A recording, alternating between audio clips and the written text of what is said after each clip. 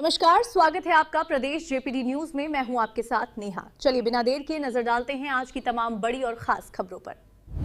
कैलारस ग्राम पंचायत डोंगरपुर मानगढ़ में पत्रकार वीरेंद्र श्रीवास के गृह निवास पर चल रही 7 दिवसीय श्रीमद् भागवत कथा में तीसरे दिन बुधवार को वृंदावन से पधारे आचार्य पंडित देवेंद्र शास्त्री महाराज ने सती चरित्र, ध्रुव चरित्र, जड़ भरत चरित्र और भक्त प्रहलाद चरित्र के प्रसंग सुनाए।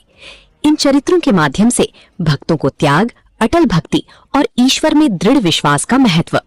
उन्होंने कथा के माध्यम से श्रोताओं को भक्ति और दृढ़ संकल्प के बारे में विस्तार से समझाया। सती चरित्र के प्रसंग को सुनाते आचार्य ने कहा कि भगवान शिव की बात को नहीं मानने पर पिता के घर जाने से अपमानित होने के कारण सती ने स्वयं को अग्नि में स्वाहा किया। इसी क्रम में उन्होंने प्रहलाद चरित्र व वामन भगवान का प्राकट्य प्रसंग भी सुनाया। अंत में भगवान श्री कृष्ण की आरती हुई और प्रसाद वितरित किया गया। इस धार्मिक अनुष्ठान में मुख्य परीक्षित के रूप में श्री बाबूलाल श्रीवास एवं श्रीमती मुल्लो देवी श्रीवास एवं रघुवर दयाल, श्रीमती रामपति श्रीवास, जगदीश प्रसाद, श्रीमती मीना श्रीवास हैं। सहित इस मौके पर समस्त ग्रामीण जन एवं भारी संख्या में श्रद्धालु उपस्थित रहे। सबसे पहले तो जितने श्रद्धालु हैं, भक्तगण हैं, जहाँ तक हमारे जो जेपीडी न्यूज़ चैनल वाले हमारे पत्रकार साहब हैं, इस न्यूज़ को पहुंचा रहे हैं सभी को। जय श्री कृष्णा, जय श्री राधे। भागवत जोड़ना सिखाती है, तोड़ना नहीं सिखाती। जहाँ जुड़ाव हो जाए वहीं भागवत पूर्ण हो जाती है, वही भागवत की पूर्ण होती है।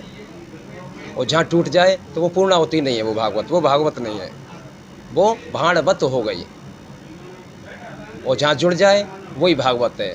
तो इस गांव में अटूट प्रेम, भगवान के प्रति आस्था, श्रद्धा मैंने बहुत देखी है और कई जगह गया हूं, लेकिन यहाँ पे कुछ ज़्यादा ही श्रद्धा भाव भगवान के प्रति देखा है। जहाँ आस्था होती है तो वहाँ भगवान आते हैं, जहाँ भाव होता है तो वहाँ भगवान आते हैं। जहाँ आसक्ति पर संसार के प्रति कम और भगवान के प्रति ज़्यादा होती है तो वहाँ पर परमपिता परमात्मा स्वयं आते हैं, उनका जगह पर निवास होता है। और मैं सभी भक्तों से यही कहना चाहूँगा कि भागवत हमें सिखाती है और क्या क्या देती है, अर्थ, धर्म, काम, मोक्ष, चारों पदार्थ प्राप्त होते हैं। लेकिन उसको जीवन में उतारोगे, जब ये चीज़ प्राप्त होगी और जीवन में नहीं उतारोगे, भागवत को मानते रहोगे तो कोई फ़ायदा नहीं मिलेगा। भागवत की मानोगे तो फ़ायदा मिलेगा। रामायण को मानते रहोगे कोई फ़ायदा नहीं मिलेगा। रामायण की मानोगे तो फ़ायदा मिलेगा। गीता को मानते रहोगे कोई फ़ायदा नहीं मिलेगा। अगर गीता की मानोगे तो फ़ायदा मिलेगा। भगवान ने जो कहा है उसको मानिए।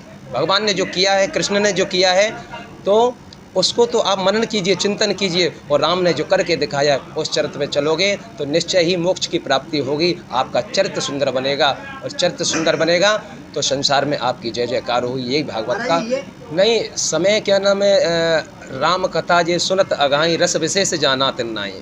जो भगवान की कथा को सुनकर अगाह जाता है, छक जाता है, तो उसको अभी इसके बारे में जानकारी नहीं है। जिसके रस का चस्का लगा, जिसको लगता वैकुंठ फीका सब, उसको इस भक्त इस गांव के ऐसे हैं कि उनको भगवान के नाम का चस्का लग चुका है, तो वो सब कामों को, सबको भूल जाते हैं। क्या संदेश देना चाहेंगे महाराज इस ग्रामीण वासियों की कथा के माध्यम से? मैं गांव वालों से यही कहना चाहता हूं सबसे कि भगवान के प्रति आस्था रखिए, श्रद्धा रखिए और इंसान में भी भगवान को देखने का काम आप करोगे, क्योंकि हर व्यापक सर्वत्र समाना और ईश्वर अंश जीव अविनाशी। हम सब ग्रामवासी हैं, क्षेत्रवासी हैं, मित्र, प्रेमी, रिश्तेदार, सब ईश्वर का रूप हैं। इनमें आप ईश्वर देखोगे तो आपको पत्थर में दिखाई देंगे। अगर पत्थर में भगवान मानते हो, इंसान में भगवान नहीं मानते हो, तो पत्थर में भी भगवान प्रकट होने वाले नहीं हैं। बहुत बहुत धन्यवाद महाराज जी। जैसे